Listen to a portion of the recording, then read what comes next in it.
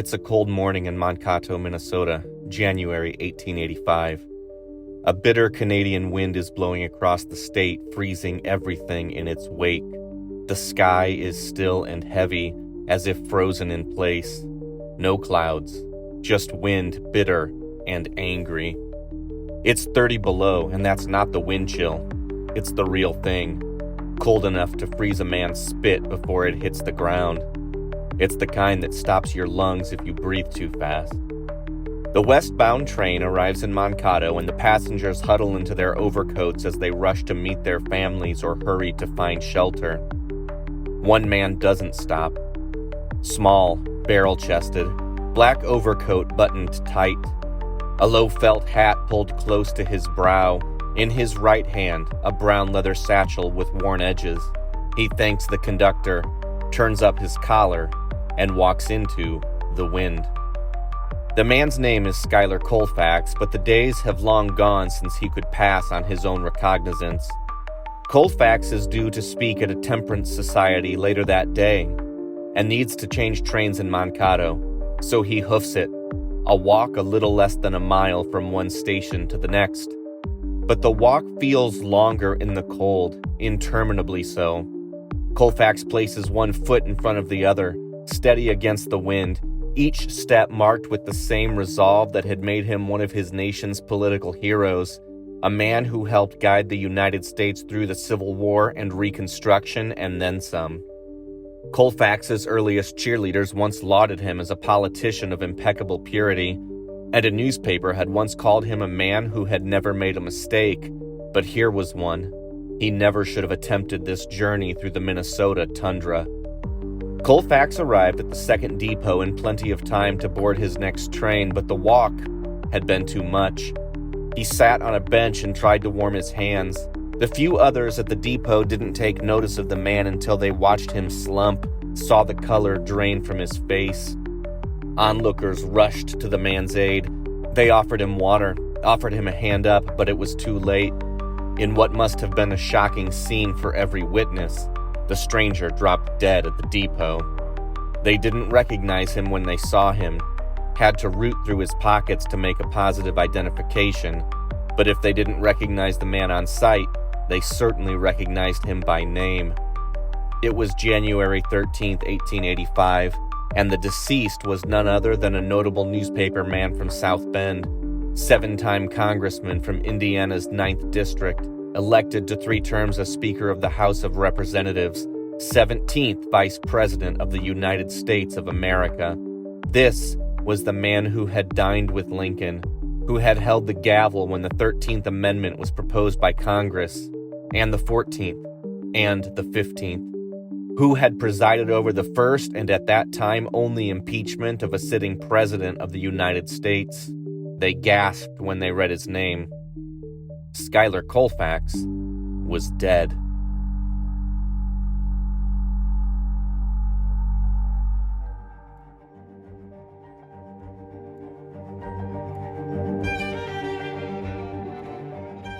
Hello and welcome to A Bend in Time, presented by the History Museum in South Bend. I'm your host, Aaron Helman, and during this series, we are going to dive into the life of South Bend's own Schuyler Colfax. During the course of this episode, you'll hear fictional advertisements for very real historical companies and products. We do that to help break up the podcast, provide some levity, to include just a little more history than we could otherwise, and to give you a sense of the time and place when and where all of this is happening. The absence of actual paid advertisements is made possible by the generous underwriting of the entire series by Andy and Tina Nickel of South Bend. And now, with all that out of the way, let's dive into the sad news of the death of Schuyler Colfax. The dispatches reached South Bend later that day, but it wouldn't be marked in the newspapers until a day later, on January 14th. The city was stunned and reeling at the news of the loss of its most famous son. The South Bend Tribune captured the sentiment back home like this: "Death is occurring every day in our midst, but never has his shaft struck down one who will be so universally mourned in the city as Mr. Colfax. It is a calamity that extends from his own loved hearthstone to all others here and to thousands throughout the country, where he was known so well in his old public and late private life.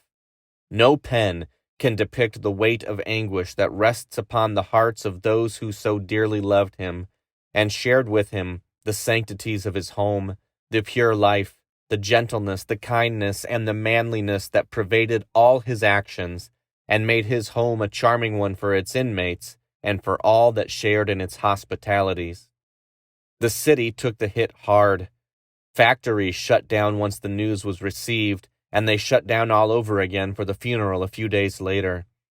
For the people of South Bend, Schuyler Colfax wasn't just an idea of a man.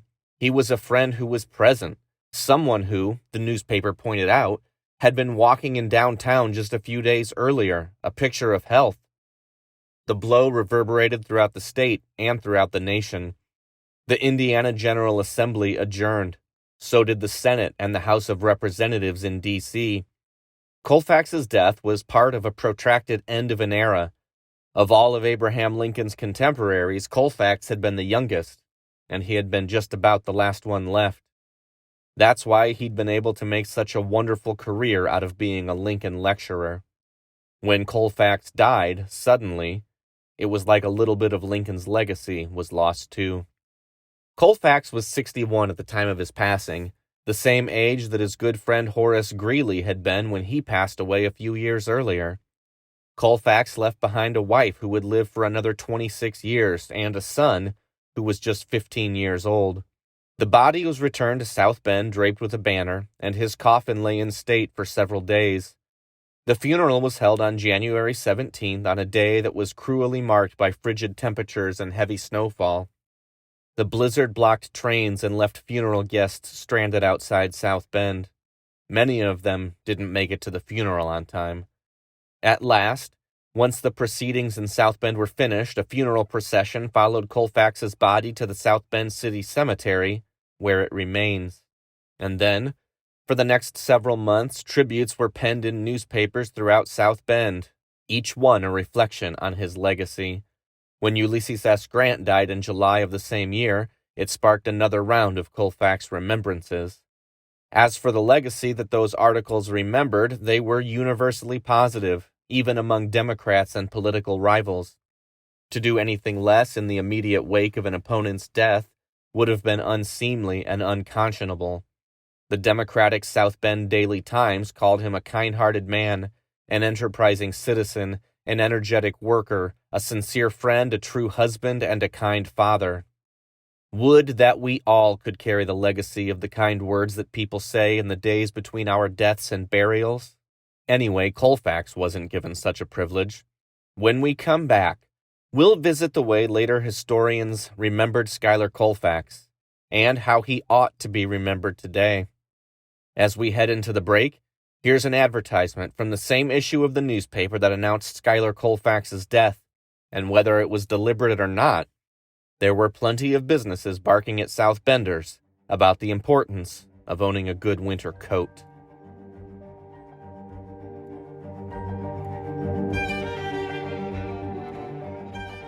Moses Livingston believes everyone needs proper winter clothing, and that's why he's announcing a 10% cut in the price of all winter goods. This is a rare opportunity to get new, first-class goods at a bargain from Moses Livingston, the one-price clothier located at 110 and 112 North Michigan Street. And now, back to A Bend in Time, presented by the History Museum. Schuyler Colfax was beloved across South Bend for decades after his passing. It was 1890 when South Bend's Market Street was renamed Colfax Avenue, and 1898 when the Colfax School opened. But as the years passed, the memory of Schuyler Colfax has tended to fade, and in the places where it has been remembered, it probably hasn't been remembered fairly. The forgetting is natural enough. We don't remember a lot about former vice presidents who never became president, and we remember even less about the names on the list of former speakers of the House. The three most famous names, at least on the Union side from the Civil War, are Abraham Lincoln, Ulysses S. Grant, and George Custer. And probably we wouldn't even remember Custer nearly as well if he hadn't been slaughtered so infamously in Montana. It is surprising, though, that Schuyler Colfax has not been well remembered even in South Bend. About half of the people I talked to couldn't tell me who Colfax Avenue was named after, and fewer than that knew that Schuyler Colfax was ever Vice President of the United States.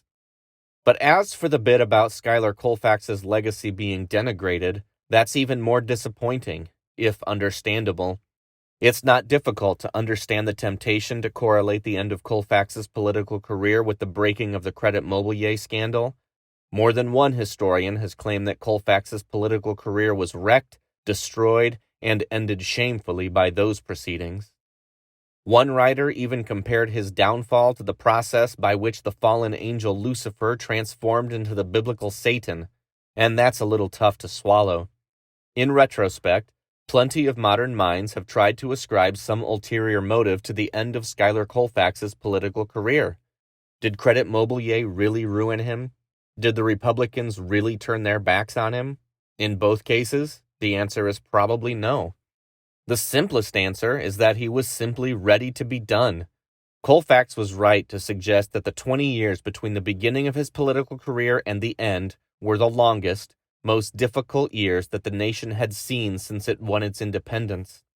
It's also correct to point out that Colfax made more money and enjoyed more freedom in private life than he ever did in politics. The most likely reason that Colfax's political career ended is simply because he wanted it to, something that's difficult to comprehend for those who can't imagine anything better than holding immense power, and so maybe that's why they ascribe scandal and shame to the man. Maybe that's why they consider his political end a downfall rather than what it really was, a transition. So if it's not fair to ascribe to Schuyler Colfax a legacy marked by impropriety and scandal, then what's left? As it turns out, quite a bit. In the 200 years after the Bill of Rights, the United States only passed 17 more amendments. Colfax was presiding over the vote for 3 of them, 2 as Speaker of the House and 1 as President of the Senate. The 13th Amendment ended slavery across the United States.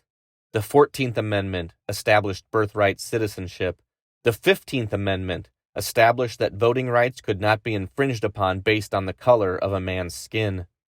Colfax was not just the one who presided over those votes. He was the one who shepherded them through Congress and did the political legwork to make sure they became a reality. Consider, too, that after the assassination of Abraham Lincoln, Andrew Johnson was reduced to just about the weakest president that the nation had ever seen. The Congress regularly overturned his vetoes, and that 14th Amendment was pushed through with a 2/3 majority in the House and the Senate, even though President Johnson was against it. There have not been very many times in American history where the president wasn't the most powerful man in politics, but this may have been one of them, and it's not an exaggeration to suggest that Schuyler Colfax deserves at least some of the esteem and prestige usually reserved for the president in the years 1865 to 1868. It's a point made all the more prescient when Johnson became the first president to be impeached, and Colfax presided over that too. Colfax's contemporaries across the nation recognized the importance of the man, and even while he was still alive, they began naming cities, counties, and roads in his honor. There are at least 10 towns across the United States named Colfax in honor of the South Bend congressman. There's also a Schuyler, Nebraska named in his honor. Schuyler is the county seat of Colfax County. There's another Colfax County in New Mexico. There are Colfax streets and avenues in cities all around the U.S., most notably the one that runs past the Colorado State Capitol, which sits at 200 East Colfax Avenue in Denver. There are schools bearing Colfax's name in New Jersey, Pennsylvania, California, Washington, Iowa, and North Carolina. There are cities and towns named after him in California, Colorado, Nebraska, Washington, Louisiana, Iowa, Indiana, North Carolina, and Wisconsin. There are dozens of townships and unincorporated places named Colfax across various states. Many states have their own Colfax counties. There's a statue of him in California, one in Indianapolis, and another at the U.S. Capitol, and all of it is a far greater haul than you would expect if the man was truly known in his time for a shameful end. It's easy to point out that Schuyler Colfax is the most significant political figure to ever come out of northern Indiana, at least as of the moment I'm recording this in 2025, but somehow that still sells him short. It's not an exaggeration to say that Schuyler Colfax is on a very, very short list of the most important American political figures to never become president. Schuyler Colfax wasn't always the most important person in the room, but he was certainly one of them, and throughout his career, he was in a lot of very important rooms. The run-up to the Civil War, the halls of Congress in the days after the Confederates packed up and left, the White House the day before Lincoln was shot, the chief legislator of Reconstruction when Andrew Johnson made plain he would be no help to the cause. But in the end, it's only natural to make Colfax's life a great what-if, to wonder what might have been if he'd thrown his hat back into the ring, to wonder how close he might have been to the presidency if things had gone just a little bit differently. It's irresponsible history to dwell too much on the counterfactual things that never happened, but we'll indulge in it just a little bit, right after the break.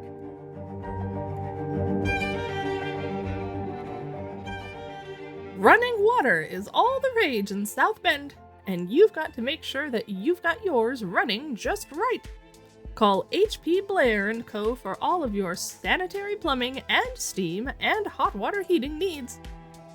Located conveniently at 118 Colfax Avenue, H.P. Blair is ready to serve you. And now, back to A Bend in Time, presented by the History Museum. So, what might have been? Well, I guess at first we have to acknowledge that what might have been is that Schuyler Colfax fully respected his mother's wishes, became a quiet and abiding lawyer, and that none of us would have ever heard of him. He might have taken control of one of those larger newspapers in the early days, in Cincinnati or Chicago or Detroit. He might have followed Horace Greeley's path as a political influencer with a powerful pen who never made a real splash of his own with a major election victory. But of all the hypothetical scenarios I'm about to suggest, those two seem the most unlikely. Colfax was destined for politics. He lived for it, at least until he didn't anymore. To suggest that Schuyler Colfax could have ever been anything besides a politician would require him to deny who he was, something that Colfax himself certainly tried to do, but ultimately couldn't. So, how close was Schuyler Colfax to achieving the ultimate political prize and becoming South Bend's first sitting president of the United States? Closer than you think. Colfax was probably the frontrunner for the office in 1868 until General Grant, a political newcomer who had never held office before, decided he would give it a shot. Even when Grant was whispered as a presidential nominee, there were very real questions about which party he would run for. On the whole, Colfax was probably better equipped and better prepared for the presidency, and a study of the campaign suggests that there were more than a few Republicans who thought the same thing.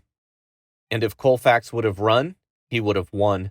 In the wake of the Civil War, and in the aftermath of Johnson's disastrous presidency, the Republicans were winning that election almost regardless of who they picked. And what if he hadn't written his retirement notice back in 1870? Probably Henry Wilson doesn't enter the vice president's race, and probably Colfax remains ensconced in the role. By the campaign of 1876, Colfax would have been just 53, a year younger than the man who would win the presidency that year, Rutherford B. Hayes. That 1876 election was a botched kerfluffle the likes of which the nation has never seen, and when neither candidate could claim an electoral majority, the thing was settled, and according to some historians, stolen by the Republican Hayes when he controversially agreed to end Reconstruction in order to win the presidency. Would things have been different if Colfax was the candidate instead? Possibly. Hayes did not carry Indiana, and Colfax probably would have. That would have given the Republicans a clean victory, and they wouldn't have needed to compromise on Reconstruction. Even if it hadn't turned out that way, Colfax would have never compromised on Reconstruction, not ever. And then who knows what would have happened. But either way, things would have been different, and there would still be significant echoes of that difference even today. But now, it's time to end our exercise because none of it matters. Not really, anyway. Because Schuyler Colfax wasn't a part of the election of 1876. After he left the vice presidency in 1872, he was never a part of any election ever again. Instead, he was busy living his best life in South Bend. He was married, he had a son, he had friends, he had business interests, and he had a lecturing schedule that kept his calendar and his wallet full enough for a lifetime. And whenever he finished those lectures, he returned each time to South Bend, even once in a coffin, because despite his 14 years in Washington and the entreaties from New York and Chicago and more, South Bend was always his home. And if we take Schuyler Colfax at his word, then maybe the simplest explanation for every unanswered question we have about his life is this. In the end, maybe he realized he loved his life in South Bend even more than he loved politics. Friends, it has been among the great privileges of my life to host these 8 episodes about the life and times of Schuyler Colfax. There are more podcasts to come, and thanks to Andy and Tina Nickel of South Bend for sponsoring this series. But for now, I want to leave you with the words of Schuyler Colfax, published in an article that he wrote for the New York Independent in October 1872. In all my journeyings by land and by sea, in the far east or the distant west, under the flag of the Republic or of Great Britain, of Mexico or of Central America, one thought would always quicken my pulse and thrill from nerve to nerve, and that was the thought of home. The poet says that the heart, untraveled, fondly turns toward home, and when it does not, its possessor should seek, by abandoning travel, to educate his heart to that fuller appreciation of home happiness which it doubtless needs. I have so often been asked about the town which for a third of a century, from childhood to middle age, I have called my home, that I have concluded to answer it here, because its history may point a moral if it does not adorn a tale. Why is it called South Bend? I have often been asked. Because it is situated at the southernmost bend of the St. Joseph River. In my younger days, this river had more miles of steamboat navigation than the Hudson. Writing to the people of New York and the subscribers of the Independent across the nation, Colfax boasts of his city and his home. With wages distributed amongst employers of over $1 million per year, with 200 to 300 new buildings, with ample railroad facilities, and where everybody regards everyone else as just as good as himself provided he behaves, you cannot wonder that I am proud of my home and happy at the well-earned prosperity of South Bend, which I thus have the honor of introducing formally to the hundreds of thousands of readers of the Independent all over the Union. The title of the article? Home Sweet Home.